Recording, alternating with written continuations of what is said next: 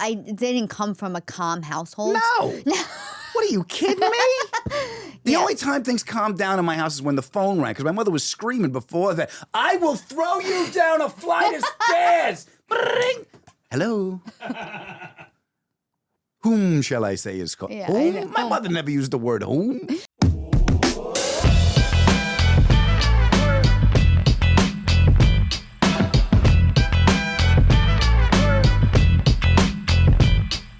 Cawfee Talk. Good morning, everybody, and welcome to Cawfee Talk with Cannistraci. Hope you're having a great week.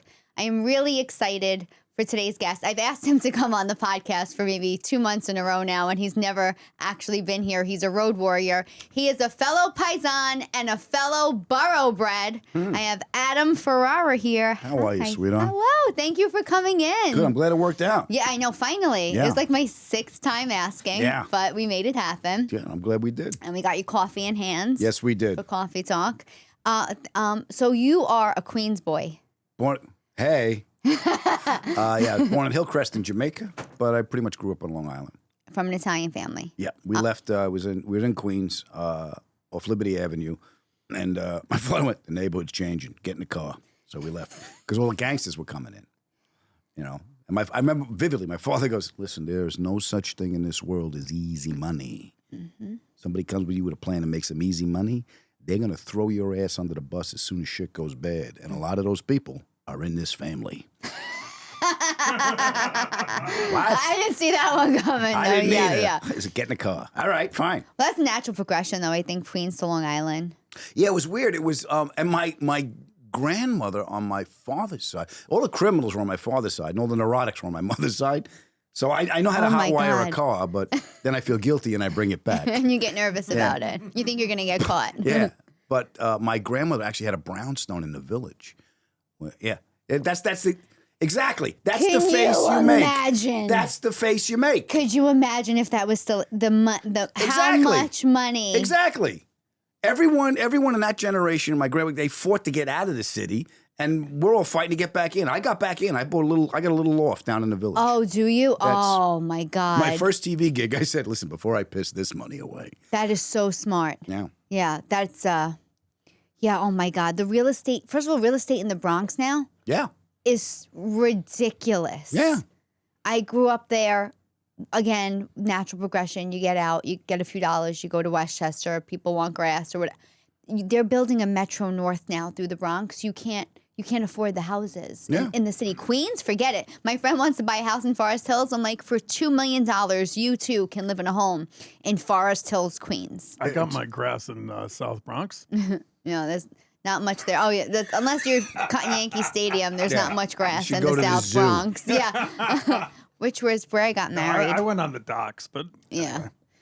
But so what I love so much about your comedy is, I mean, especially just that you keep me. I have like ADHD, and in comedy, Hello. I don't watch comics. I mean, I can, and I can go, oh, that's really good, or you can see something in somebody, go, oh, that's so smart. Right. But like, I watched your whole hour this week. Well, thank you. In like a sitting, which is like, I don't watch specials on TV. Even if I really like somebody, I take a break, or I can't sit through the whole thing. I skipped through all the ads and I just sat straight through and watched you. But the relatability factor, even if you're not talking about where you're coming from, it's so you're New York Italian. Yeah. But I don't try to, You don't try, and you don't. It's so relatable to me, but it's not like your persona. Yeah, it's because I sound like this. Right, I know. I sound like this. Colin Quinn once said to me, I go, oh, I'm going to be pigeonholed. He goes, what do you think you sound like when you open your mouth? Like, do you think people don't know that you're a New York Italian? Yeah. Like, how are you going to go? I'm Cinda fucking Rella. I mean, who do you? Exactly. Yeah, it's like this. It's like I was actually, may I drop a name? Yeah. Thank you. Drop away. I had Michael Imperioli on my podcast, and he's a Tibetan Buddhist, so we ended up talking about meditation for like 20 minutes. And the two of us sound like this. And we're like, there's no sustained peace in the world of form. What the fuck is wrong with you? All right? Life is... You need to dwell in non-phenomenal awareness if you want fucking... It's fear and desire, asshole. It's just like, this is the way it sounds. That's what what I love about you, the same as what I love about Colin is, and I'm going to gas you up, but it was brilliant. Oh, even thanks. your like the physicality you have, the voices, the way you shift, even the way you told the story before we turn the cameras on. You knock on, you give us like sound effects. Like there's something to it that is just so like it locks you in. Oh, thank you. And it's like, to me, right, especially with my brain jumps all over the place, like it keeps me locked in to your stories. But it's also because you have the accent, like you still sound like a New York Italian. Yeah. But I hate how people think like the accent dummies you down.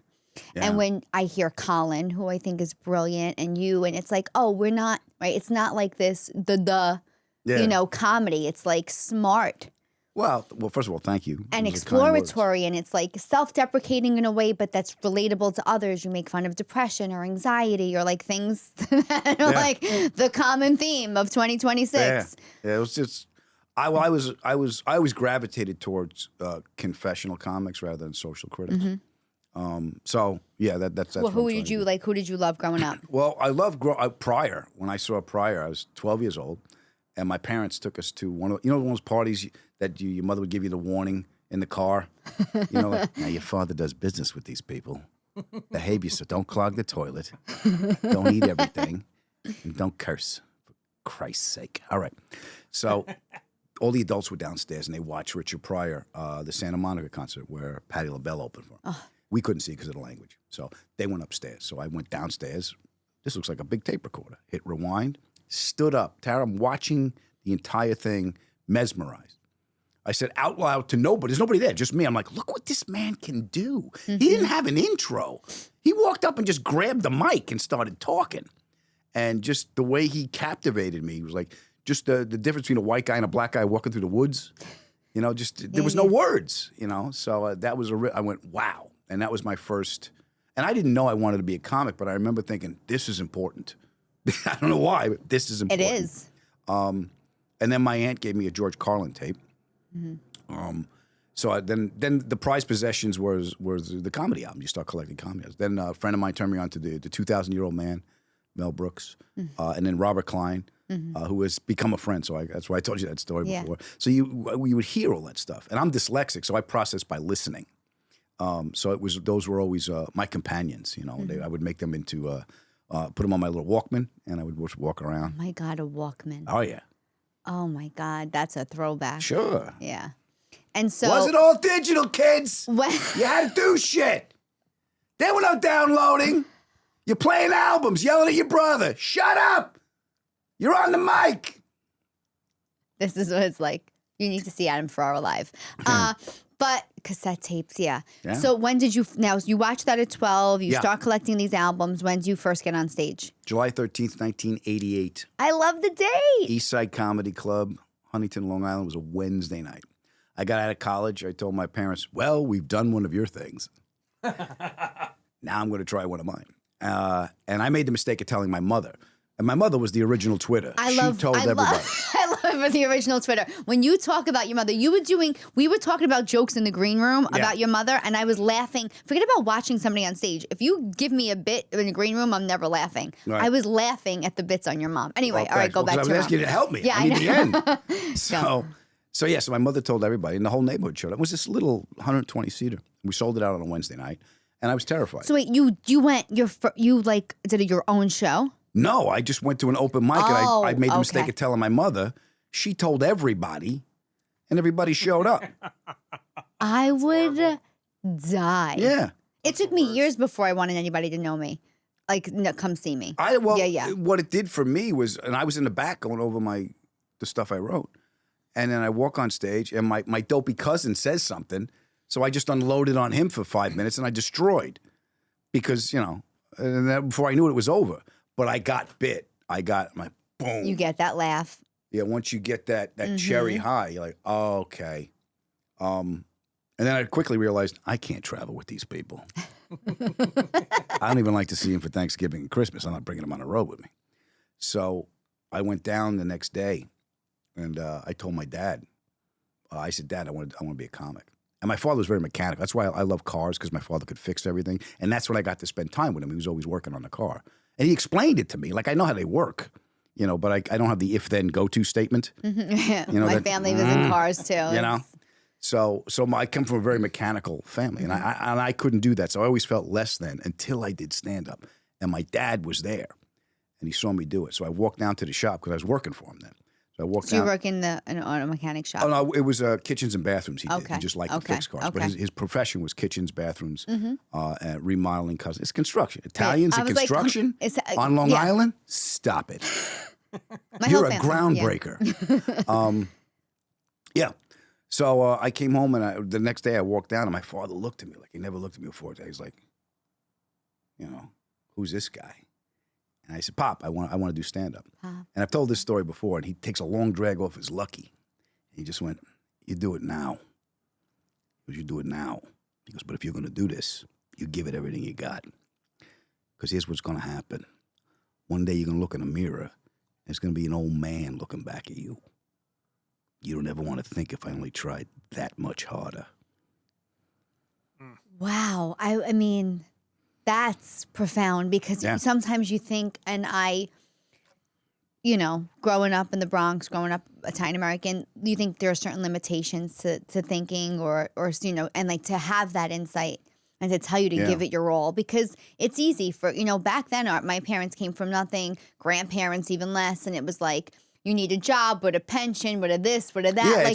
The talking, I host a podcast with Chaz Palminteri, and so many people ask him, like, tell my kid not to do acting. Tell my kid not to pursue this. It's the Bronx tale. It's love or fear. It's the choice. And he's like, your kid's going to be rejected so much. I don't got to tell them. They don't need you to tell them either. Like, if they don't got it in them to keep going, they're going to quit on their own. Don't worry about it. This industry can break you down. But that's like, the thing. to give them encouragement now. And it's like, it's like, I had his son on the podcast, and he's like, my father's like, what are you going to do, become a lawyer? No, you're theater. That's what you're good at. Like, that's where we come from. Like, it's just I was like, wow, that's so rare. And then to hear your father, But the thing that I didn't know then that I know now. Do you think, did he want something that he didn't do? Exactly.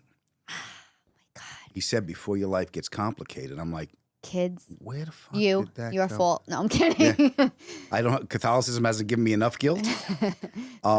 No, but he, so cut to, like, I do it and everything. And I meet my girlfriend, my now wife. And so you meet her early on? No, I met her later. I was doing a movie. Okay. I met her on a movie. But I brought her home to meet my family. And, that's it, I didn't know before you do that. Because my house was everybody. Everybody in the neighborhood was my house. Because my brothers were in the restaurant business. So there was a pot of sauce at midnight. There was people eating because we were all home from. So my house was always come on over. So I didn't know this. I was on the phone. I was talking to my manager about something. Some kind of gig was coming up. They wanted to fly me. I got to go do this. We got to move shit around. And I'm walking back and forth. And my now wife is sitting with my father. And they're laughing at me. And you're in New York? I'm in New York. I'm out on Long Island where Okay. they're from. And they're laughing at me. Because I'm just screaming on it. And all right, tell the lawyer, that kind of shit. And they're just like, look at him. He's in his own head. And in that conversation, my father told my now wife, he loved her. Oh, he loved her. Told my now wife about the things he wanted to do that he didn't get a chance to do. And he didn't, when he died, I was with him when he died. I was holding him when he died. And it's not that he didn't love his life, but he would have chose a different one if he knew he had a choice. Does that make sense? Yeah, I mean, resonates. Yeah. Back then, it's like my mom had a school ring and an engagement ring on her finger. My father got out of high school. He went into the army, and then I was there. That's it. You're done. So that's what he meant before your life gets complicated. I think he woke up one morning and went, oh, fuck. How did this happen? So it's not like it's a negative thing. It's just like it's... No, I think it's a commonplace thing, though. I think it's where a lot of people find themselves at a certain age after either action or no action, Yeah.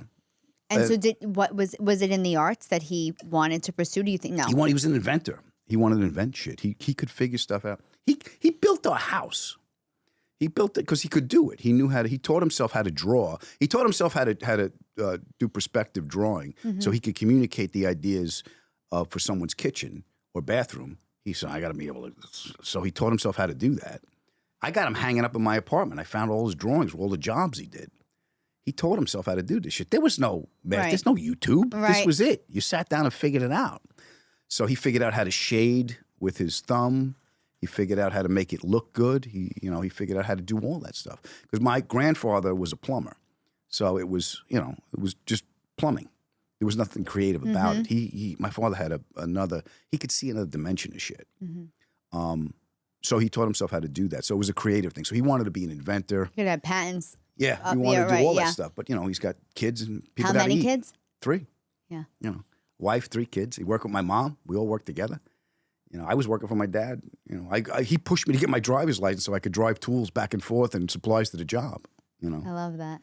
And anybody in your family funny? Like They're all funny. everybody. They're all. They don't know it. Right. Right. There are comedians in my family that aren't comics. Yeah. Right. Yeah. They're just funny and just situationally funny. Did you pull from that immediately? Like Exactly, yeah.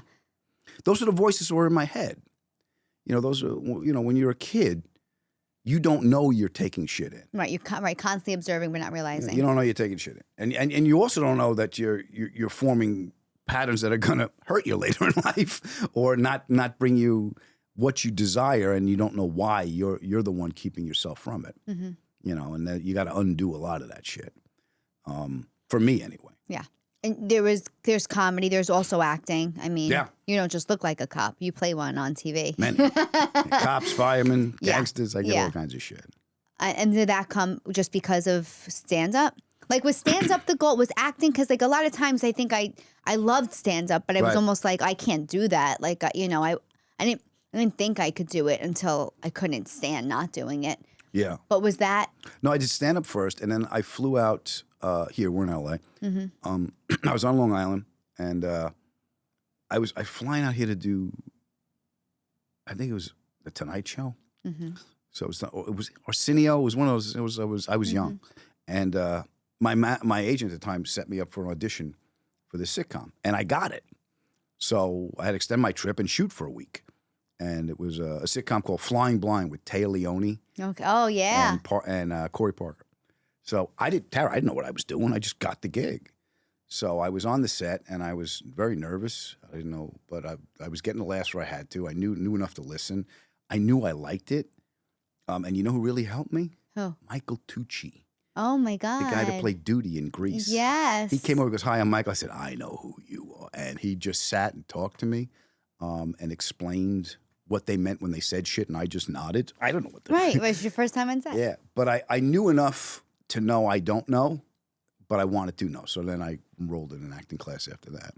And I got lucky. I got to do comedy and drama, and then it just went Needles on from for like so many seasons. there. Yeah. How many seasons was that? Rescue Me was, I think the whole show was for like 6 or 7 seasons, and I joined at the end of 3. Okay. So I was there for 4 years on that. I was 2 years on Nurse Jackie. Did 6 years, I think we did, on Top Gear.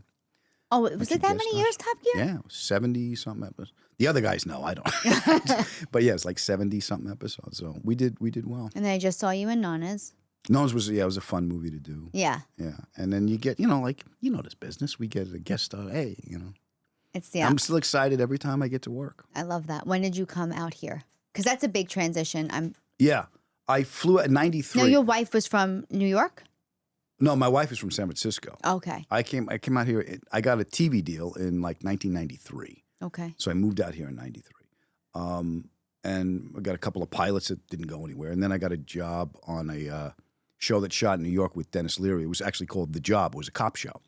So 98, I think that was. I'm not sure. So I went back to New York, and we shot that for 19 episodes, I think we did. And that was an education because it was single camera. Mm-hmm. Oh. The first multi-camera is the one with an audience. So you can. So after you do something funny, you get a big laugh. Right. There's no reaction. Single camera, you do something funny, you're like, hey, where's the reinforcement? Yeah, we need validation. Somebody we are better love in me this now. business just for you to tell us that you love us consistently. Every beat, every punchline. No. Yeah. You think we'd be doing this shit if everything went right in our lives? So you go back, and then you're back and forth. So I went back to New York, and then I started coming back and forth. And I just kept working. You know, I just kept working as much as I wish I had a plan. Looking now, I wish I had a plan. But you know, we took what was in front of us. You know, we didn't. There was no branding. There was also no plan. Like I realized, like if I wasn't in LA last Tuesday, then I don't get the call to get to do something. Do this. It's like impossible to plan, especially when you're going like back and forth. Yeah. Like Yeah, there's like, you know, you take the work that comes to you. You're grateful it's there. Right. I'm still that way. Right. There's right. I have friends in the industry that say it's, especially with acting, that it's never been quite like this. And they're just very happy whenever they do get work. Yeah, but they always say, especially ages, going, this is the worst Worst it's ever been. Yeah, this is the worst. I think locusts are coming. I think it's all over. Because if they say that and you don't get anything, it's not their fault. And if they get you something, they look like a hero. Yeah. Look, my son was crying. He needed a kidney, but I said, no, I have to close this deal for Tara. It's so Hollywood. Yeah. But so you drew a lot from your Italian-American background. I drew a lot from my background. I never qualified it as Italian-American. It was the world I knew. Yeah. You know? And one of the first bits I did about specifically saying I was Italian, because I grew up in an Italian-Jewish neighborhood. Mm-hmm. And one of the first jokes I wrote is the values are the same. It's food, family, and guilt. You know? Yeah. My first girlfriend was Jewish. You know? Yeah. And her family, the guilt was better. My family, the food was better. Right. So, but it was like... Right. It was just observation. It was just that was just observational. But even when I talk about my mother now, like it's just your the thing mother. I was running past you is just my mother. Right. You know, and it's what part makes of a bigger it so show. funny, and I realize this now. It doesn't make a difference how specific you get. People aren't laughing at your mother when you talk about your mom. They're laughing at theirs. Yeah. And that's what, like, you know, came across so much to me. It's like everything you said hit. You did a bit on depression versus anxiety, and I was like, oh my God, because people, I go, I don't know, I need Xanax, I'm getting a panic attack, but then I don't want to do anything, and it's like, well, you know, but I can't focus. Should I take Adderall? And it's like, but I can't because I have anxiety, and it's like all these things that like cross reference here. That, and you did like basically an imitation of both on stage. That was just like, if that's not how somebody feels. Oh, thanks. Yeah, and it's cathartic. Well, that's the best. That's the best thing for me, to be able to write something that. If I can, a universal truth will transcend self-pity or an agenda, you know, so if I can hit that, the best laughs I can get that I enjoy getting is when I see people nodding their heads or pushing their partner and stuff. Right, like that's me or that's you. That's community. That's bringing us together. That's, look, we came out of the house. Like, you know, send me a link. I'm not driving. So if you come out, you get that extra little kind of feeling you get of unity in a crowd of people. Is there something you feel you haven't done yet that you want to do? I haven't gone to the cash out window in a casino. I'd like to do that. Wouldn't we all? I'd like to do that. No, this role will get it. No. Like write, like do your own project. Yeah, I'd like to commit to finishing this play. It's fits and starts. I would like to be able to focus more. Does that make sense? Yeah, I mean, I'd like to be able to focus more on what I'm doing while I'm doing it. You know how many times I'm doing something, I'm like, oh, fuck. I got to, you know, like I get up and... you read the paragraph and you realize you weren't reading it for the last... Yeah, but it's like when you're doing something, like intellectually I know there is no finish line. The joy is in the doing of it, but to feel that. Right, we talk about that. I have a whole episode on it because I don't feel like I enjoy enough. I don't know if that's like the neurotic in me. Like You're not in the present moment. Never. No. But you're conditioned to do that. I preach that I want to, and I try all these things. Like when you said you were talking about the meditation, it's so funny, you know. But it's like there are so many things that I want to do to like ground myself that I just get in my own way. Because you don't have to do, you got to be. And we're conditioned to do, and that panic feeling makes you act on it, but you're acting from panic. So I also feel I grew up that way. Like, of course you did. I didn't come from a calm household. No. What are you kidding me? The only time things calmed down in my house is when the phone rang, because my mother was screaming before that. I will throw you down a flight of stairs. Hello. Whom shall I say is called? Yeah, whom? My mother never used the word whom. Your mom grew up in New York? My mom grew up, they were in the city. My mom was in Queens, my father was in the Bronx. Oh. Yeah, he was up in the Bronx. So all the... Do you know what part of the Bronx? I'm going to say Arthur Avenue. Yeah. Yeah. I say Arthur Avenue. And my mom was in Queens, but she also had family in Brooklyn. So you're second generation Italian? I am third on my mother's side. My nonna was born. They never talk about it. There was an incident. I didn't know what the incident was. She was in love with a married man. So they sent her here? She came here and she didn't want to go back because I think the married man. My mother goes, he had a woman's disease. I go. He got pregnant, Ma. What is? He went through perimenopause. Yeah, he had syphilis. I go. Maybe he got it from a woman, but it's not a gender-specific disease. Ma. No, that's what they said. Didn't Capone die from syphilis? Yeah, him and Gauguin. He's like, I'm going to Tahiti. I'm going to paint and fuck. What could happen? Well. You're also like a history buff. I don't know. The way your brain works, you know a lot. You retain, even when you tell the story, you're like, you like, do you have any of those photogenic memories? I don't, no idea. I've never seen a picture of my memory. I'm on planes a lot. So I read a lot. I sleep on a plane. What do you do? I'm on planes a lot. That's why I could. What do you do on a plane? You read? Yeah, you got to do something. So I'm not talking to. Because I shut down on a plane. I just got to shut down and get in my little. Because I can't control and I'm a control freak. If I'm on a plane, I'm asleep before the plane takes off. I'm like, God bless you. I can't do anything. Good night. Like lights out before the plane takes off. And you can sleep. Sleep. God bless you. Good for you. Yeah. I mean, not at night. I'll stare at the wall. The minute my eyes open, I'm like, oh, I should have done what I could have done is if I did this differently. Yeah. But on a plane, lights out. Good for you. So you read. It's I also have a lot of audiobooks because I'm dyslexic, so. Oh, that's right. You said that. I process by listening and stuff, so I guess that's how it seeped in. How were you in school then? I did enough to get through it. You went to college. I did. And I didn't want to go. You went because your parents. My father said, "You're going to go." I said, "Why?" He goes, "Because you can." Right. I said, "All right." So I went and I graduated. I got out of. What college? Marist College in Poughkeepsie. Of course. I got out doing the ballerina. My grade average was a 2.2, baby. Oh, you got right out. Got right out on time. What did you study? Was it? You have? I think I have a degree in finance. I don't know. You don't remember. I went home every weekend because the first year of college, I was in a band, so we were like, it was great. I'm gonna love these guys. Then this next semester, you show up, be like, all right, he's an alcoholic, he's a drug addict. That guy owes me money. So this is what are we doing here? So I burnt it all out, and I drove home because it was only 2.5 hours from Marist to Long Island. So I drove home, and I went to work every weekend because I always worked. I always had money in my pocket. So I worked at a fence company. So I was driving forklifts and putting in sheds and fences and stuff. So it was manual labor, but I always did it. So I came home and I always worked. And I drove back up to school and I got out as quick as I could. And I remember when I graduated, my mother was crying.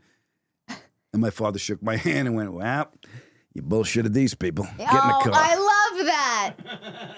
Your dad sounds like a real one. Yeah, he was. Yeah. He was, yeah.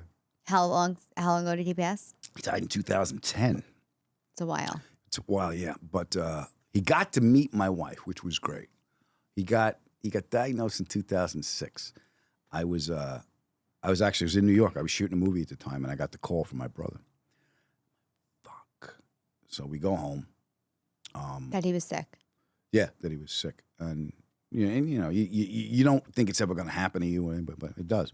So my now wife, got to know him, and I remember the first time I took him to chemo. Right? I went to chemo, and I got my computer, and I put the movies he liked to watch. We watched Smokey and the Bandit. So we're sitting there, right, while they're hooking him up, and I leaned over and I said, "Pop, I'm going to marry Alex." And the nurse is putting things on him. He's like, "If you don't, I will." Timing. Yeah. Impeccable there. Yeah.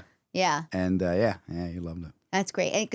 So she's Mexican, your wife? She's everything. She's Mexican, Spanish, yeah. She has everything. I married the UN. She's everything. Do you talk about her on stage a lot? I do, yeah. And I had to change her voice because she sounded like, she was from Long Island. So now she sounds like she lives under a mushroom because that's the best I can do. You do. You change your voice and manipulate your voice. Yeah. It's extremely engaging. Thank you. I can't. I mean, it's something to watch and learn. if you're looking to do comedy, rarely do I say this, but watch Adam. Oh, thank you.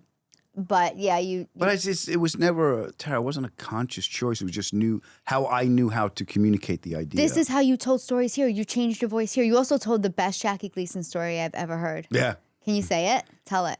I think the audience would love there was it. a comic who's still alive. Okay. So I'm not going to use his name, but Okay. he's the one that told me the story. Okay. I guess I could tell you. He was a kid. And he was in Times Square, and he was at a guy's house. I was gonna say the Miami story, but you can tell this Oh, one. you want the Miami story? I mean, you could tell this one. This is a want great this one? story. I wasn't gonna put you on. I wasn't gonna ask you to do this the one. but- comic, who shall be nameless, was a child at the time. He was a young man at the time, and he was in an apartment at Times Square, and he was buying something that's legal now. All right? A futurist, we'll call him. And there was a knock on the door, and the comic and the guy went, shit. Who is it? And then from the door you heard, the great one. Open the door, and Gleason was standing there. I would die. Yeah. Like, to me, there are certain people, like, I worked for the Yankees and never got starstruck once. Mm-hmm. Like, I'm like, you Yeah. look worse in a suit. Go put your, like, Yeah, I was never sure. impressed by anybody. But You're like, no Mickey Rivers. right now, oh man, I have a great Mickey Rivers story. I needed subtitles when I interviewed him. But Jackie Gleason, I would probably Sure. I would just be frozen. Yeah. Yeah. I never got a chance. He looked like my dad. If you see Smokey and the Bandit with the little pencil thin mustache, of course. and the language, that was my father. Did you get to meet any of like the people you idolized? I like got to meet Pryor. Did you? Yeah. Tell me that. I got nominated for an American Comedy Award. Remember the one they used to be Well-deserved. on? Thank you. When they used to be on Comedy Central. Mm-hmm. So we're my table's here. Pryor's table's right here. Now you know he's in the. We're see there. him, right? It's a TV show, so the cameras are coming down. So we go to commercial, and then when you go to commercial, everybody gets up, they pee, they do whatever you got to do, right? So I get up, and my friend Mary Ellen Hooper actually won Comedian of the Year for the female category. So she was my friend. She was my date for the evening. So we get up, we go to commercial, and she's like, "We gotta go." And there's a line to see Richard. He goes, "You gotta go see Pryor." I said, "I can't. It's Richard. I can't." And they had just shown a clip. One of my clips before they went into commercial because my category was next, touring comics. Okay. He goes, "You're never going to get this opportunity again." I go, "Don't push me," because I'm pushing you. And she did. So we're in the line. So I went, kneeled down. So we're eye level. He's in the chair. "Mr. Pryor, I'm a big fan. You're the reason I do this, and thank you." He looked at me, and he went, "Oh, you guy up there?" I said, "Yeah." He goes, "Fucking funny." Boom. Boom. Life made right there. That's Boom. we talk about validation. Yeah. That's a great story. Yeah. Two words, fucking funny, and okay. Yeah. Right. I'm good. And you went, yeah, that's amazing. Yeah. That's like, and that's, when you get, well, you know it is when you get to work with people. And I did 2 years with Edie Falco. When it was just me and her, because it was that part of Jackie's life on the show. And just, she's from Long Island. Right. She's just, but when she throws the switch and we're working, the space gets huge. I didn't watch a lot of Nurse Jackie, but I rewatched The Sopranos recently. And I don't think when it came out, because it was 20 or 25 years ago, I don't even remember, I didn't have an appreciation for her the way I did watching it this time, where I was like, she to me was incredible. Yeah. The way she encapsulated this woman that like, I'm not a mob wife, but the relatability and the way she played certain things, and they're so authentic. Yeah. The authenticity of her was mind-blowing when I watched it. I mean, everybody in the show, it's the reason why it's like rated #1 show in the world, country. I just didn't have an appreciation for it when it came out. I didn't either because it was like, these are my home movies. Right. It's also like, you have that like stigma, what are they making you look like? But it was great. So I actually am going to start. I want to watch Nurse Jackie now, especially. She's so, and just to be in that, you get better real quick. And it was, as an actor, it was a quantum leap because I was used to I was coming from Rescue Me, which is all male control, loss of control, scream about the fact you can't control, that kind of stuff. This, you had to be vulnerable. And I was like, oh, fuck. Oh, that word. Oh, fuck me. And I got to go there because the camera's looking and the camera knows I'm full of shit. So I got to find a place where I'm not full of shit. So that was it wasn't. I was gonna. It wasn't difficult to do. It was difficult to stay in it because I found this out. I found the first time I had to do a scene. I think it was Criminal Minds or something. I played the father of an abducted kid, and you know when you're the guest star, Right. and you got the early call, they're going to shoot your coverage first because the series regulars are like, do him first. Right. I'm not up yet. Right. Fuck. So it's 8 o'clock in the morning. I got to cry tears. We're on my coverage. Sound man's eating a fucking burrito. This is real life. This is what it's really like, folks. And you're the guest star, so you're only going to get 2 takes, you know? Okay. So, bang. I got there. I got to where I did my thing. I walk around. I got where I had to go. Great. Cut. Wow, quick. You're quick. Yeah. So I could get to where it was coming back. Like once I opened up that door and put myself back together, it was like now my nervous system was like Chaz Palminteri. Like now you can't leave. Right, yeah. Now you know all this shit you piled down there? Now that's coming out. Like, oh, fuck. So I came home and I was a little twitchy and everything. And my wife, God bless my wife, she doesn't let me get away with any of this drama shit. She goes, hey, Hamlet, pick it up. All right? I love it. She doesn't sound like that. No, that's not her voice. And so when you did Nurse Jackie, I had to apologize. I had to apologize, a heartfelt apology because I was wrong. I had to be vulnerable so she, as the addict, could step on me. And, you know, I didn't know she was going to step on me, but I knew I had to be open. I had to be confused. I had to be comfortable in the uncertainty of those circumstances and play that uncomfortableness while still being in control. But I had to go to places I didn't want to go. right, such a different. Yeah. I never had to look at Leary and tell him I loved him and kiss him on the mouth.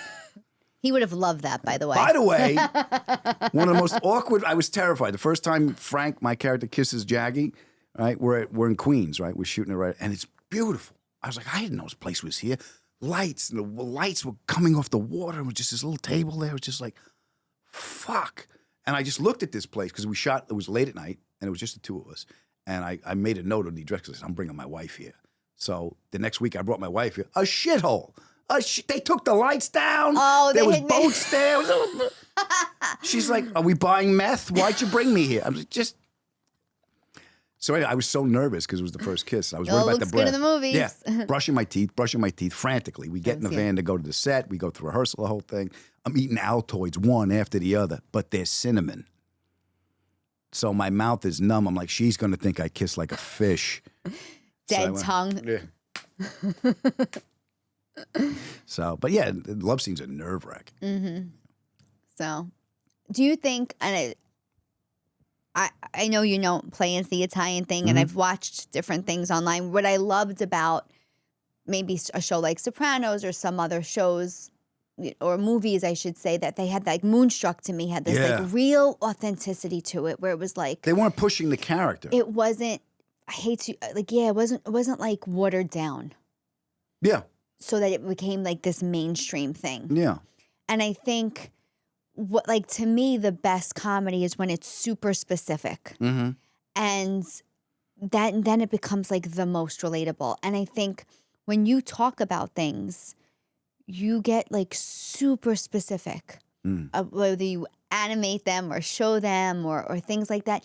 Do you think that, like, are you aware that that's what is it just the way you're delivering it? I'd like to say it was a conscious choice, but it's how it comes out. Like, you'll bring an idea on stage.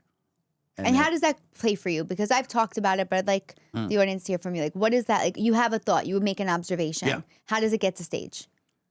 If I'm riffing with the audience, I'll throw it in there because I already got them in a place of conversation, so there's no pressure on me. It's easier for me to find a punchline when I'm riffing than when I'm thinking about it. So there's the written stuff, right? And then there's stuff when we're riffing back and forth. And then, excuse me, you might have like a stray line that never worked anywhere else. You might have another half a joke. You don't know where it goes. And then when you open up that door, oh, that goes there, or that comes after that. So now the joke's about this. So when you know how to see it, when you've been doing it long enough to realize it's a living thing, and things can move, and you surrender the idea of what you think it should be, so you can allow it to show it what it wants to be. that's when I get the most satisfaction of it because I was just observing it and you're working with it. It's like when I read this on a plane late at night, I scribbled it in my notebook because it was amazing to me. Beethoven didn't write the Ninth Symphony; he heard it. And when you can get to that point, and he was fucking deaf, so when you get to that point, do you feel like you know your voice so much now that you know how something's going to come out? No. Because that's a show. It looks effortlessly. It looks well. You know the story. Right. You got to work real hard to make it look right. easy. Baby. Yeah. But no, it's you still go on stage with what it is, and then it can be. I had this bit about negative self-talk that I just wasn't working, but I knew something was there. You just got to let it go, and then you'll find a word that changes it. You'll find one little word. It's in the setup. You don't know where it is. But you'll find something that, oh, that's what it is, and then it opens the door to this next thing. Well, it is really it's rare that I like run in a room to watch a comic if I'm on a show, and I ran in to watch you. And if you're on the road all the time. Yep. Yeah. If you I have gotta eat. He's got to eat. But tell everybody where promote what you want. Adam Ferrara, Ferrara on all socials. Come see me on the road. I don't know when this is going to drop. 2 weeks. 2 weeks. So first weekend in February. First weekend in February. 2nd, I think March. I'm going to be. I don't know Yeah, when grab your dates. Yeah. My phone's off. Go to my website. Click the link. And you have a podcast as well? Got a podcast, the Adam Ferrara Podcast. 30 minutes, you'll never get back. Hopefully Tara will be on soon. And you've had some pretty amazing guests. Yeah, You can't play favorites, but tell us some of them. Well, there's a couple of a lot of Sopranos were on. Edie did one for me. Mike Imperioli, Sharippa, Nathan Lane did one for me. Oh my God! He was so I changed my shirt twice. My wife was laughing at me. I said, Wait, I want to look nice. You wanted to look. Of course. She's like, he's married and you're straight. I go, I want to look nice. So yeah, that was a fun one for me. A lot of old music guys, old rock and roll guys. I had Glenn Johns, we were talking about before, the producer for the Beatles, The Who, and everybody. Ann Wilson from Heart, Billy Gibbons. Who else have I done? Leno did a couple for me, and Kevin James. Just my friends. Yeah. Hopefully you'll do one. I will absolutely.